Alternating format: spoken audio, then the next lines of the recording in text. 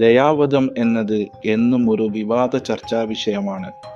മരണം ആഗ്രഹിക്കുന്ന വ്യക്തിക്ക് മരണവെപ്രാളവും വേദനയുമില്ലാതെ സുഗമമായി മരണം വരിക്കാൻ ഉള്ള ഉപകരണമാണ് ഇപ്പോൾ ചർച്ചയാകുന്നത്.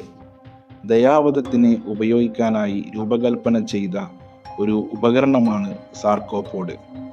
ഇതിനെ സൂയിസൈഡ് പോഡ് എന്നും വിളിക്കാറുണ്ട്.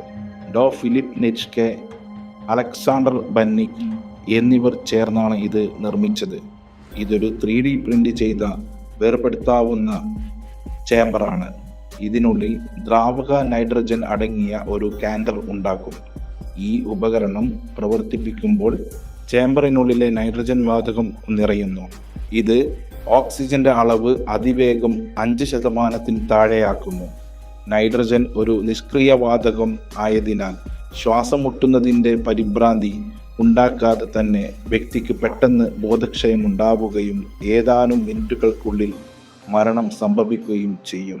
മാരകമായ രോഗങ്ങളുള്ളവർക്ക് വൈദ്യസഹായം കൂടാതെ വേദനയില്ലാത്തതും വേഗത്തിലുമുള്ളതുമായ മരണം സ്വയം തിരഞ്ഞെടുക്കാൻ അവസരം നൽകുക എന്നതാണ് ഇതിൻ്റെ ലക്ഷ്യം.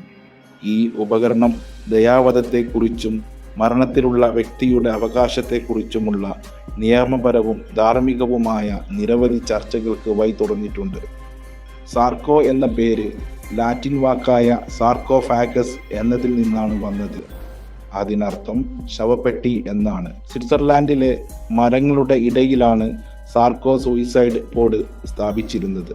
ലോകത്ത് ആദ്യമായിട്ട് സാർക്കോ സൂയിസൈഡ് പോഡ് ഉപയോഗിച്ച് 64 വയസ്സുള്ള അമേരിക്കൻ വനിത ഈ വർഷം ജീവനൊടുക്കിയിരുന്നു.